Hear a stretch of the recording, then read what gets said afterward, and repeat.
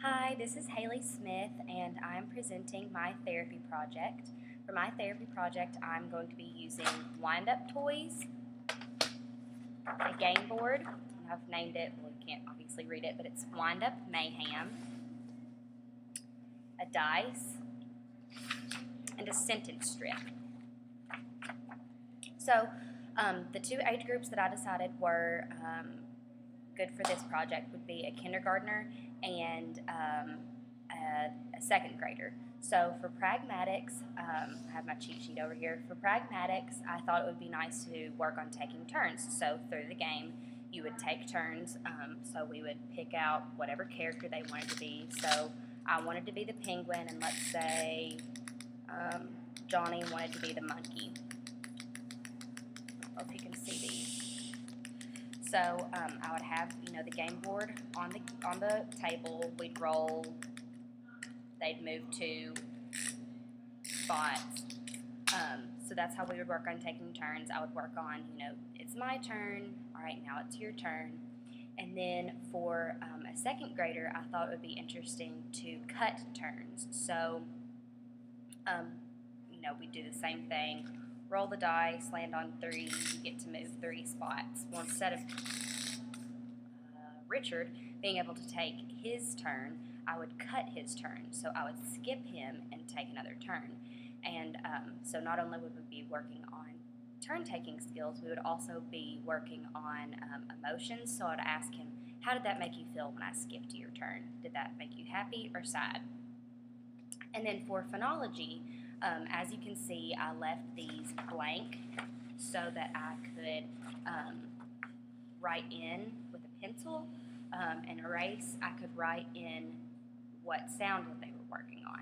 So, so for a kindergartner or for a second grader, I could roll the dice. They get 1, so they get to land on 1 square. They have to, when they land on that, they would have to say their R sound 5 times. I also thought with these wind-up toys, it would be nice to get different ones out. So you have the rabbit, the butterfly, and then I have a tiger in here somewhere. I have the tiger.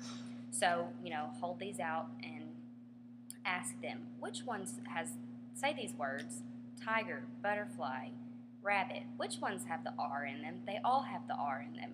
Where in the word do they occur? Middle, final, beginning. So I thought that would be nice. And then for a kindergartner, we could also play the game and they could take their turn, and also we could work on final consonant deletion. So let's say they have difficulty deleting that P sound at the end of words. So we could use R, B, that could be their character. They could roll the dice, they get to move, they get to hop 2 spots. So hop, hop, and every time they would have to say that P sound at the end for a kindergartner. And that's not limited to final consonant deletion. I just thought something that a kindergartner, it might be a phonological process that a kindergartner might have. Like I said, you can write, your letters on this so that they have that visual identification of the letter, and then they would be able to take turns with that and have, kind of a fun game to play with it. For syntax, I would then use my sentence strip. So they would have to form a sentence before they could take each turn. So what I thought would be nice with this is you could lay it down on the table, and so they could pick, for a kindergartner, they could pick the tiger. So they'd lay the tiger on it. The tiger is, what is he doing? Talk about verbs and what a verb is. The tiger is hopping. The tiger is flipping. The tiger is eating. And then also, we could, for a kindergartner, we could play the game Ready, Set, Go. So they could roll the dice 1. The character isn't going to be able to move, wind them up. He's not going to be able to move until you say Ready, Set, Go. So work on, that sentence of the child saying Ready, Set, Go before they took each turn. And then for a second grader, I also have a sentence strip again for him, or her, and it just flipped on the side, so, or flipped over. So the blank blank is blank. So it's a longer sentence that they would have to form. So they could choose the rabbit. The orange rabbit is eating. So this is kind of like a Mad Lib type thing. They can make it funny, they can make it functional, they can make it make sense. I just thought that that was something kind of fun. And then, you know, before each, like I said, before each turn, they would have to make that sentence before they could roll the dice and take a turn with their character.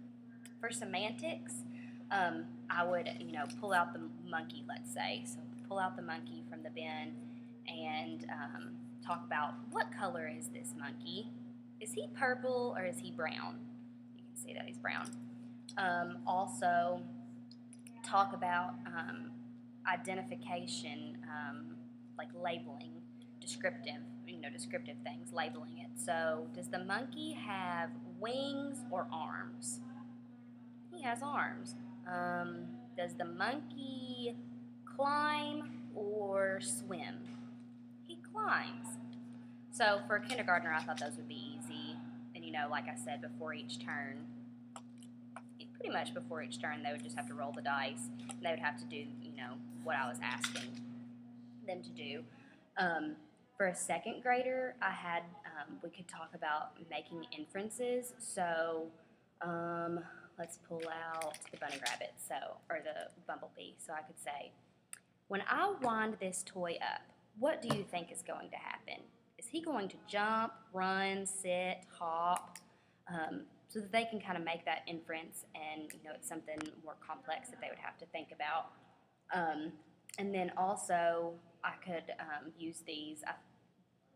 We have a lot of different animals. I have a lot of different, you know, little animals and everything in this basket. So we could put them into categories. So, what animals? Pick out all the animals that fly. So we have a butterfly, we have a bumblebee, and we have a dragonfly. These are all the animals that fly. Bumblebee's gonna hop away. Let's see. Pick out animals that live by the ocean or in the water.